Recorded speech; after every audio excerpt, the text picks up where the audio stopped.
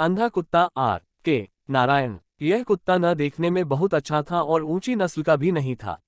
आम कुत्तों की तरह जो हर जगह दिखाई देते हैं, सफेद और भूरा, सड़क पर ही जन्मा, पूंछ बचपन में ही ईश्वर जाने किसने कुचल दी थी, इधर उधर पड़ी चीजें खाकर जिंदा रहने वाला यह कुत्ता था।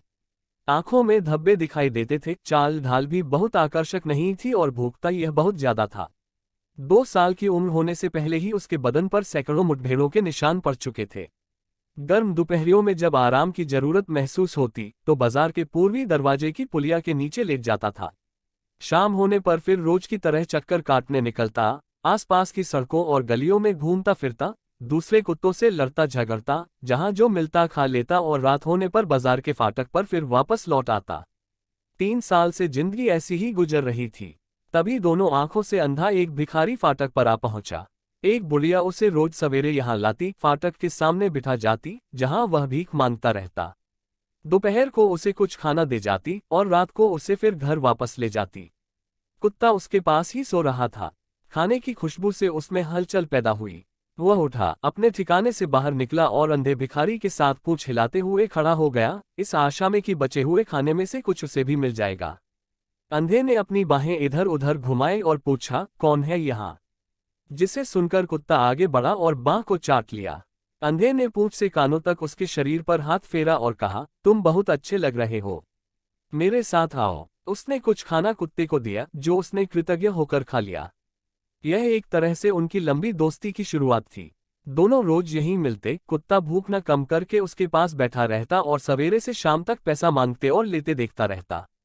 कई दिन तक यह देखकर कि राहगीर उसे पैसा देते हैं, यह धंधा उसकी समझ में आ गया और अगर कोई पैसा दिए बिना आगे बढ़ने लगता तो वह भूखता हुआ उसके पीछे दूर तक जाता और फिर भी वह पैसा न देता तो उसके कपड़े दांत में दबाकर उसे जबरदस्ती भिखारी के पास ले आता और पैसा डलवाकर ही दम लेता।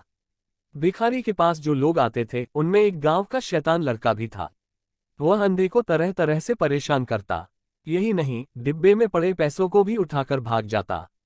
अंधा उसे गालियां देता, डंडा घुमाता, शोर मचाता, पर वह बाज नहीं आता था। यह लड़का हर बृहस्पतिवार को यहाँ आता, उसके सिर पर एक टोकरे में सब्जियां और केले भरे होते। हर हफ्ते इस दिन भिखारी को यह मुसीबत झेलनी पड़ती थी। इसी फाटक के आसपास रंग बिरंगी लेकिन नकली खुशबुओं का एक विक्रेता एक छो गाड़ी पर अपना सामान सजाए खड़ा होता।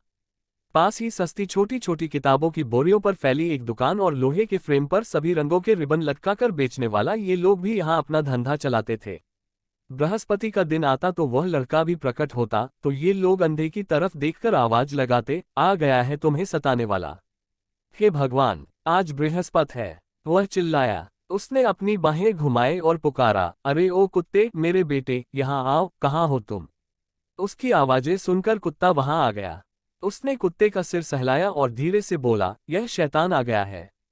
इससे बात पूरी नहीं हुई थी कि लड़का भी आ पहुंचा। उसकी आंखों में बदमाशी की चमक थी।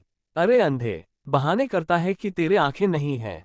अगर सचमुच अंधा है तो मैं क्या कर रहा हूं तुझे पता नहीं चलेगा। यह कहकर उसने डिब्बे की तरफ हाथ बढ़ाया। कुत्ता समझ चुका था कि उसे क्या करना है। उसने लपककर लड़के की कलाई में दांत गड़ा दिए। लड़का जोर से चीखा और बड़ी कोशिश के बाद हाथ छुड़ा पाया। फिर वह तेजी से भागा। कुत्ता भी उसके पीछे दौड़ा और उसे बाजार से बाहर निकालकर ही वापस लौटा। एक दुकानदार बोला, देखा, कुत्ते का प्यार इस अंधे के लिए।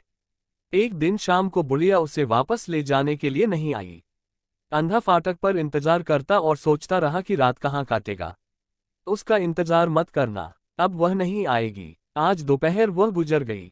अंधे का यह अकेला घर था, आज यह भी बंद हो गया। उसकी फिक्र करने वाली यह एक बुढ़िया ही थी, वह भी नहीं रही।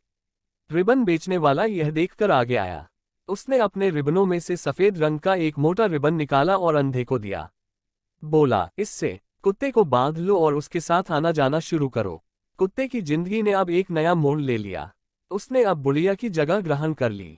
इससे उसकी अपनी आजादी बिल्कुल खत्म हो गई। अब उसकी जिंदगी इस सफेद पट्टी के दायरे में सिमट कर रह गई।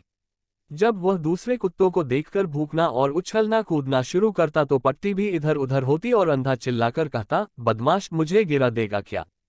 चुप हो जा। कुछ दिन में कुत्ते ने अपनी हरकतों पर काबू रखना सीख लिया।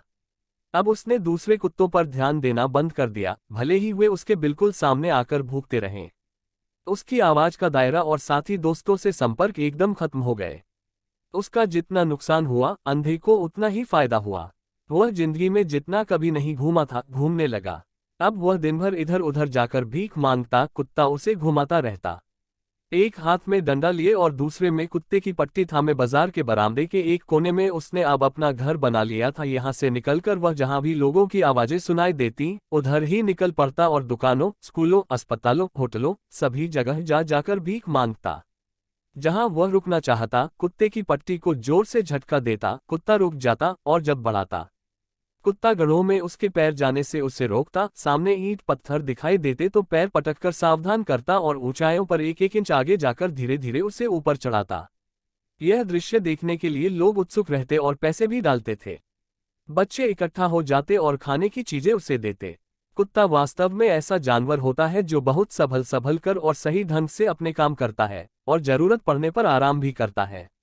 इस कुत्ते को लोग टाइगर कहने लगे थे, पर अब इस कुत्ते का आराम जाता रहा था। उसे अब तभी आराम मिलता था जब अंधा कहीं बैठे या सो जाए। रात को अंधा अपनी अंगुली में कुत्ते की पट्टी पकड़कर सोता था। कहता था, मैं तुम्हें छोड़ ही नहीं सकता। अब उसके मन में ज्यादा कमाई करने की भावना भी पैदा हो गई थी और आराम करने या बैठने को वह वक्त की बर्बादी मानने लगा था। कुत्ते को भी इसलिए हर समय उसके साथ रहना पड़ता था। कभी कभी उसके पैर आगे बढ़ने से इनकार कर देते, लेकिन उसके जरा रुकते ही मालिक डंडा मारकर उसे चलते रहने के लिए विवश कर देता था।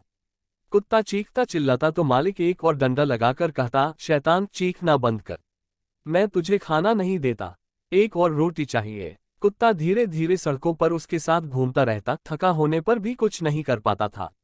अंधा भिखारी जालिम मालिक की तरह उसे जैसे चाहता रखता और काम लेता था।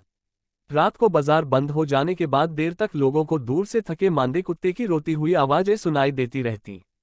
उसकी शक्ल सूरत बदल गई थी, बदन में हड्डियां निकल आई थीं और साफ सुथरी खाल चकत्तों से भर गई थी। रिबन बेचने वाले, किताबों के विक्रेता और खुशबुओं का ठेला लगाने वाले तीनों दुकानदारों ने इस पर गौर किया और एक दिन, जब धंधा कुछ मंदा था, वे मिल बैठकर इस पर बात करने लगे, बेचारे कुत्ते पर अब मुझे तरस आने लगा है। क्या हम लोग इस बारे में कुछ कर नहीं सकते? रिबन वाले ने कहा, यह अंधा बदमाश अब सूद पर कर्ज भी देने लगा है। फल वाले ने मुझे यह बात बताई। अब वह जरूरत से ज्यादा कमाई करने लगा है। पैसे के लिए वह कुछ भी कर सकता है। खुशबू वाले को रिबन के फ्रेम से लटकती कैंची दिखाई दी। उसने कहा, उपाय मुझे मिल गया। उसने कैंची निकाल ली और उसे लेकर आगे बढ़ा। उसने देखा, अंधा भिखारी पूर्वी फाटक के सामने से आ रहा है। कुत्ता उसके आगे चल रहा है। रास्ते में हड्डी का एक टुकड़ा पड़ा है और कुत्ता उसे लेना चाहता है। अंधा पट्टी पकड़े हाथ से उसे जोर देकर खींचता है, जिससे कुत्ते को चोट लगती है और वह चीखने लगता है। इस खींचतान में उसे खून निकलने लगता है। अंधा गालियां भी बक रहा है। कुत्ते की यह हालत देखकर रिबन वाला आगे बढ़ा और कैंची से उसकी पट्टी काट दी। कुत्ता तेजी से उछला और लपक कर हड्डी पकड़ ली। अंधा अपनी जगह खड़ा रह गया, कटी हुई पट्टी हाथ में लिए। वह चिल्लाया, टाइगर, टाइगर, कहाँ हो तुम? खुशबू वाला चुपचाप उसके पास से निकला और बुड़बुड़ाया, शैतान, राक्षस, अब वह तुम्हारे हाथ नहीं आएगा। अब वह आजाद हो गया है। स्वतंत्र होकर कुत्ता तेजी से भागा और कुछ दूर जाकर सड़क पर ही आगे पीछे नाचने कूदने लगा। जहां भी उसे कुछ खाने को मिलता, झपट कर उठाता और खुश होकर खाता। दूसरे कुत्तों के साथ भी उसने हमेशा की तरह लड़ना, झगड़ना और भौंकना शुरू कर दिया।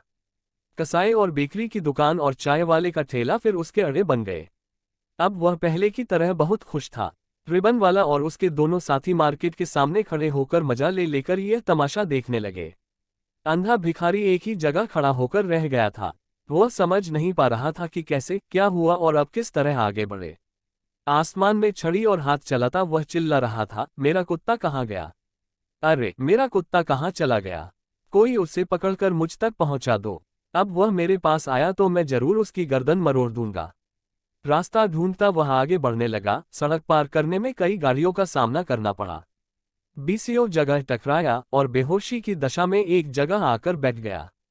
उसकी दशा देखकर तीनों साथी कहते रहे, इसके लिए यही सही होगा।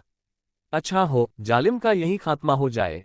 थोड़ी देर बाद वह फिर उठा और किसी राहगीर की मदद से धीरे धीरे बाजार के बरामदे के कोने में पड़े अपने गूदड़ बिस्तर पर थका हारा आकर लेट गया। 10 दिन, 15 दिन, 20 दिन तक अंधा कहीं दिखाई नहीं दिया।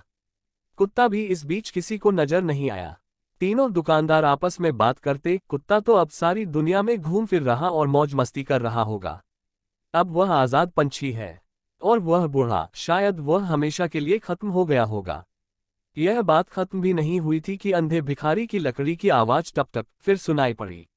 उन्होंने देखा, हमेशा की तरह वह पटरी पर चला आ रहा है, उसके आगे कुत्ता चल रहा है। अरे देखो, वे तो फिर उसी तरह चले आ रहे हैं। तीनों ने एक साथ कहा। रिबन वाला दौड़कर उनके पास गया और पूछने लगा, कहाँ रहे इतने दिन तुम लोग? अंधा कहने लगा, पता है क्या हुआ? कुत्ता तो भाग गया था। मैं एक आध दिन कोने में पड़ा पड़ा मर ही जाता, भूखा प्यासा, कोई आमदनी नहीं। एक दिन और बीतता तो मैं चल बसता, लेकिन यह वापस आ गया। कब आया? कैसे आया? कल रात आया। रात को मैं बिस्तर पर पड़ा सो रहा था। यह आया और मेरा मुंह चाटने लगा। मैंने सोचा अब इसे मार ही डालें। ऐसा घुसा मारा जिससे यह याद रखेगा। अंधा बताने लगा, लेकिन फिर मैंने इसे माफ कर दिया। सोचा कुत्ता ही तो है, सड़कों पर घूमता गंदगी खाता, जब यह थक गया तब लौट आया। अच्छा खाना तो मेरे ही पास मिलेगा, अब यह कहीं नहीं जाएगा। और यह देखो, अब मैं इसे इससे बांधता हूँ। सबने देखा, अब लोहे की चेन उसके हाथ में थी। कुत्ते की आंखें अब फिर उदास लगने लगी थीं, पहले की तरह मरा सा दिखाई देने लगा था। अंधे ने बैल हाँकने वाले की तरह कहा, चल आगे बढ़। उसने जंजीर खींची, एक छड़ी लगाई और कुत्ता धीरे धीरे सहमे कदमों से आगे बढ़ने लगा। अब मौत ही इसे आराम देगी, रिबन वाले ने गहरी सांस लेकर कहा। ऐसे प्राणी के लिए हम क्या कर सकते हैं जो इतने खुले मन से अपने शत्रु के पास फिर लौट आता है?